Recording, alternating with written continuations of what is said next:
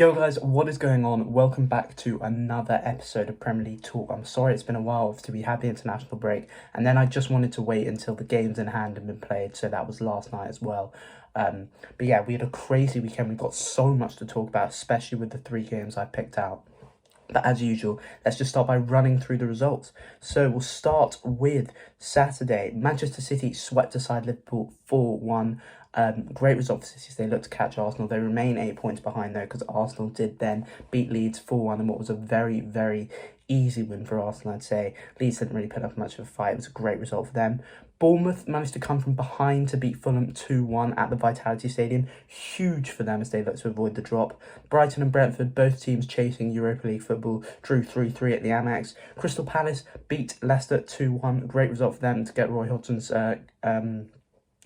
return underway. Forest drew 1-1 with Wolves in the middle, in sort of, a derby, not really.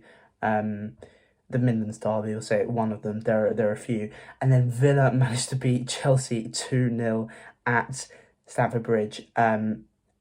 We'll come back to that one, and we'll also come back to another Chelsea game. We move on to Sunday. West Ham beat Southampton 1-0 at the London Stadium thanks to a goal from Aguerd. Great header from him. Again, great result for West Ham as they look to avoid the drop. Southampton, I think that's them pretty much down now. I can't see any hope for them. Newcastle then beat Manchester United 2-0. We will come back to that game. Everton then drew 1-0 with Spurs. We will return to that as well. We then move on to Tuesday. Bournemouth lost 2-0 to Brighton at the Vitality, so they sank right back into that fight. Leeds managed to beat Forest 2-1. Great result for them as well, because all the teams from 12th and below are in that fight to avoid the drop. Leicester lost 2-1 to Aston Villa. Chelsea drew 0-0 with Liverpool at Stamford Bridge. And then we come to last night where Manchester United beat Brentford 1-0 and West Ham was swept aside 5-1 by Newcastle at the London Stadium. So yeah, crazy weekend. But the three games, or four sort of games I want to talk about are Everton 1-1 with Spurs, Newcastle versus Manchester United, and then the two Chelsea games, because obviously there's been a few developments with Chelsea, and we will start there actually. So they lost 2-0 to Villa on Saturday night. They were absolutely hammered. I thought Villa played so well. Chelsea just didn't mount a threat at all. And it spelled the end for Potter. He's now been sacked. Obviously, it's been coming. I think they should have done it a while ago. They were on that really bad run, and then they beat Dortmund in the Champions League, and everyone was like, oh, here we go. And then they got a few wins under their belt, and everyone was like, yes, this is the beginning. They sank right back into it. And for the first defeat since that run, I think it was a bit harsh to sack Potter, but at the same time, it's a double-edged blade for Todd Boehly, because at the same time it couldn't continue, because Chelsea are now bottom half, they're 11th, and it's not looking good for them. But on the other hand, you've backed Potter so much, you spent 600 million this season, and you've given him the title as a project manager, and yet you sacked him. So it's clearly not a project. So they lost 2-0 to Villa, Potter was sacked, and then Bruno, his assistant coach, took charge for the Liverpool game where they drew 0-0. And we'll continue with Chelsea. Chelsea 0-0, again, really lethargic game. Neither side mounted a chance at all. Havertz did have a goal disallowed, but at the same time, I just thought it was a really, really pathetic showing from both sides. Sticking with Chelsea, Lampard, oh my days, looks to be set to make a return. And in my opinion, this just shows that Todd Boehly has absolutely no clue what he is doing. I can't see why they'd appoint Lampard. If anything, that's just going to make them go backwards. It's a man who's already failed with a weakened squad, and to now give him all of these players who are going to be demanding to play, and he's only interim till the end of the season, I think that's a stupid decision. But it may work out. We'll see what happens. It hasn't been confirmed yet, but I'm confident that it is going to happen. Liverpool, on the other hand, I think that's their chance of the top four gone now. They now sit in 6th place. Manchester United and Newcastle, I think, are going to run away with the top four, as we'll get on to later.